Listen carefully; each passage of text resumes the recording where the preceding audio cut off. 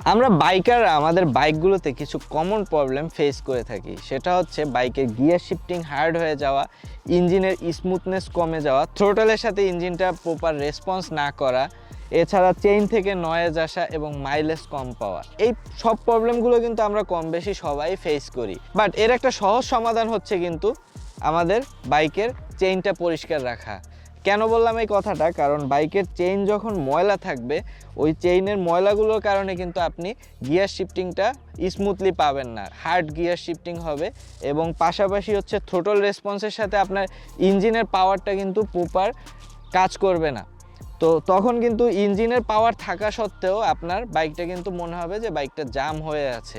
এছাড়া চেইনের যে শব্দটা, বাইক যখন চালানোর সময় যে চেইনের শব্দটা হয়, এটাও কিন্তু অনেক বিরক্তিকর। আর এই সব সমস্যাগুলো যখন একত্র হবে তখন কিন্তু আপনি মাইলেজটাও কম পাবেন। এই ধরনের কমন প্রবলেমগুলোর একটি সমাধান কিন্তু হতে পারে ফ্লেমিঙ্গোর এই চেইন ক্লিনার।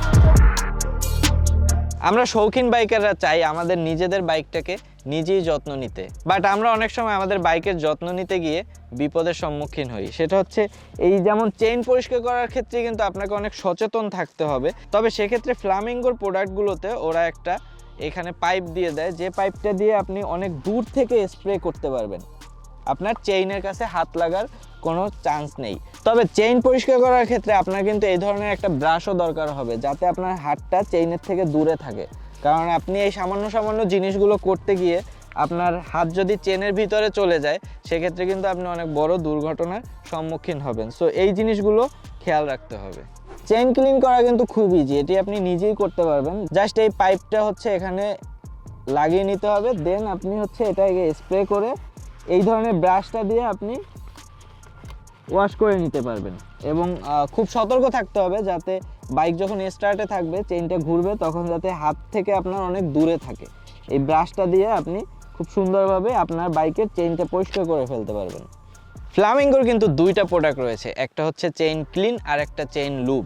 সো চেইন ক্লিনটা দিয়ে আপনি চেইনটাকে প্রপার ক্লিন করতে পারবেন এবং লুবটাকে দিয়ে ক্লিন করার পরে আপনি লুব্রিকেন্ট করতে পারবেন। সো এই জিনিসটা কিন্তু আমরা এলোমেলো হয়ে যেতে পারি, যে চেইন ক্লিনটাকে আমরা আবার চেইন লুব ভেবে ফেলতে পারি।